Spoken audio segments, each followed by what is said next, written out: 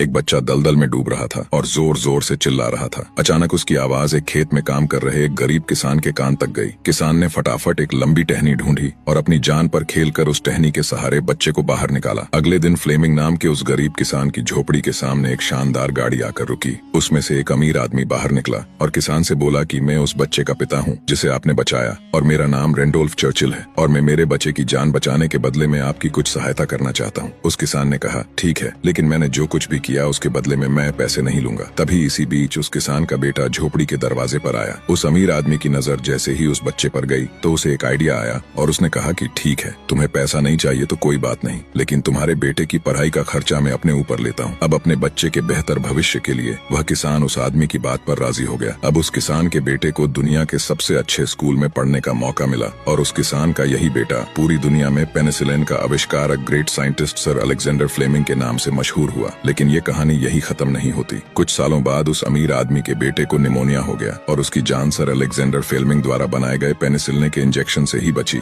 और उस अमीर आदमी के बेटे का नाम था विंस्टन चर्चिल, जो 2 बार ब्रिटेन के प्रधानमंत्री रहे। दोस्तों, शायद इसीलिए कहते हैं कि कर्म हमेशा घूम कर आते हैं। इसलिए हमेशा दूसरों का अच्छा करें ताकि आपके साथ भी हमेशा अच्छा हो।